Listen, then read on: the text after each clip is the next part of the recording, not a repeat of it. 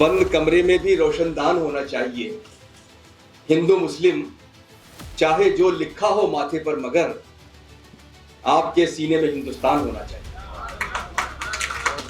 मैं मुसलमान हूँ और बस मुसलमान हूँ, और अगर मेरे देश की आन बान शान पर अगर आज भी वक्त बढ़ जाए तो मैं हिंदुस्तानी हूँ और बस हिंदुस्तानी हूँ।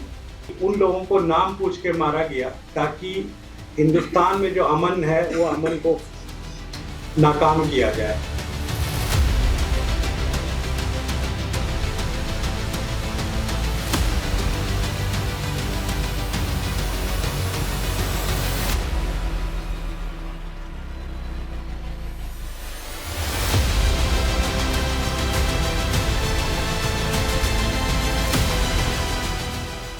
सरहदों पर डटे जवानों की बहादुरी, जज्बे और कुर्बानी को सलाम पेश करने के लिए आज ऐवान गालिब में एक शाम फौजियों के नाम जश्न ऑपरेशन सिंदूर के तहत एक प्रोग्राम मुनक्किद हुआ। इस प्रोग्राम में क्या कुछ हुआ, आए देखते हैं। It is a very great thing, and Sufi Foundation especially who took the initiative to celebrate this occasion, because Operation Sindoor is going to be one of the most historical events in the Indian history. I'm a historian, so I believe that these kind of events hold a very important position, not only political history but in the social and cultural history of India as well. As we all know that what happened on the 22nd April last year, that the intention was to kill, and in fact around 26 innocent people lost their lives in Pahalgam. The idea was to create attention on the basis of the communal identities in India. गालिबन सारे लोगों को ये पता है कि operation सिंदूर जो हुआ वो क्यों हुआ, क्योंकि आपको पता है कि 22 अप्रैल 2025 में 26 लोगों का कत्ल कर दिया जम्मू कश्मीर में, और ये पहलगाम में, ये सबको पता है कि बाहर से लोग आए और इनका मकसद क्या था। ये आप इसको अगर आप गहराई से सोचेंगे तो बहुत बड़ी साजिश थी, और इसमें बताया गया कि उन लोगों को नाम पूछ के मारा गया ताकि हिंदुस्तान में जो अमन है वो अमन को नाकाम किया जाए। ये बहुत बड़ी बात थी। हिंदुस्तान की हुकूमत ने 15 दिन इन चीज़ों को देखा और उसके बाद उन्होंने एक अटैक किया जिसमें 9 टेरर लॉन्च पैड को डिस्ट्रॉय किया। मैं मुख्तार शाह पूरे गर्व से कहता हूँ कि मैं मुसलमान हूँ और बस मुसलमान हूँ, और अगर मेरे देश की आन बान शान पर अगर आज भी वक्त बढ़ जाए तो मैं हिंदुस्तानी हूँ और बस हिंदुस्तानी हूँ। हम हिंदुस्तान में रहते हैं अल्हम्दुलिल्लाह, और हमारे भारत की सारी दुनिया में जो पहचान है वो कोई परमाणु बम और एटम बम नहीं है। हमारा देश सारी दुनिया में यूनिटी इन डाइवर्सिटी के नाम से जाना जाता है, अनेकता में एकता के नाम से जाना जाता है, मोहब्बत और भाईचारे के नाम से जाना जाता है।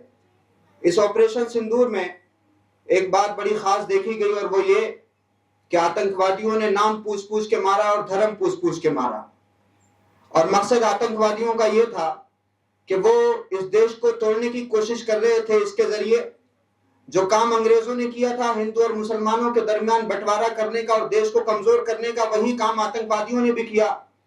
लेकिन मैं आपको बता दूं कि इस देश में यूनिटी डाइवर्सिटी को नुकसान पहुंचाने की सारी कोशिशें अंग्रेजों ने की।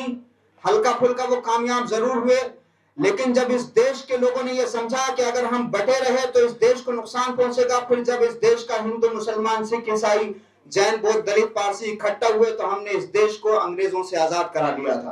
पहलगाम में जो आतंकवादी हमला हुआ था उसके खिलाफ हमारे अफवाज ने ये बाज़ाब्ता एक नज़्म व नस्क के साथ बहुत अच्छा ऑपरेशन अंजाम दिया। ये हमारे मुल्क की टैगलाइन है। हमारा मुल्क कभी भी अपनी तरफ से किसी पर भी हमला नहीं करता।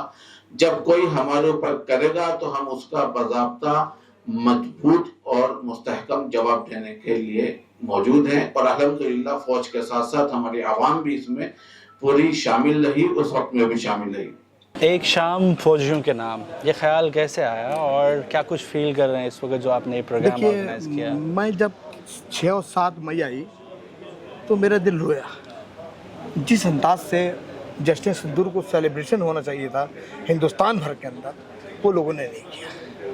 तो जंग आज़ादी के अंदर क्योंकि सूफियों का अहम रोल रहा है और सूफी बहुत हसास होते हैं, और मैं ये कहूँगा कट्टरपंथ के खिलाफ अगर कोई सही लड़ाई लड़ रहा है तो सूफी लड़ रहा है। मैं एक बात आज आपके चैनल के जरिए कहना चाहता हूँ जी कि देश के अंदर जो अब लिटरेरी प्रोग्राम हो जी उनका एक थीम होना चाहिए, सिर्फ राष्ट्रवाद, हुब्बुल वतनी, सिर्फ हुब्बुल वतनी पे बात होनी चाहिए, कौमी एकता पे बात होनी चाहिए, मोहब्बत पे बात होनी चाहिए, प्यार पे बात होनी चाहिए और दिलों को जोड़ने की बात होनी चाहिए। जी आप अपना नाम बताएं और जो ये जश्न ऑपरेशन सिंदूर एक शाम फौजियों के नाम, किस तरह से आप इसको देखते हैं और क्या कुछ फील करते हैं?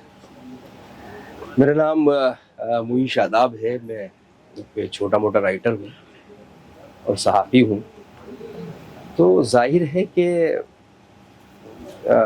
जब किसी वतन में हम रहते हैं तो वो वतन जो है या वो देश सिर्फ एक ज़मीन का टुकड़ा नहीं होता है, बल्कि वो हमारी आइडेंटिटी होता है, हमारी पहचान होता है, हमारी गरिमा होता है, हमारे ख्वाब होते हैं, हमारे ख्वाबों की ताबीर होती है। और जो लोग वतन की हिफाजत करते हैं, वतन की तामीर व तश्कील करते हैं, और जब कोई बुरा वक्त आकर पड़ता है देश पर तो वो खड़े हो जाते हैं अपनी जानों को हथेली पर लेकर, तो वो किसी ख़ास इलाके को नहीं बचाते, बल्कि वो करोड़ों लोगों को बचा रहे होते हैं, उनके ख्वाबों को बचा रहे होते हैं, उनके अरमानों को बचा रहे होते हैं, उनकी जो एक गरिमा है उसको बचा रहे होते हैं।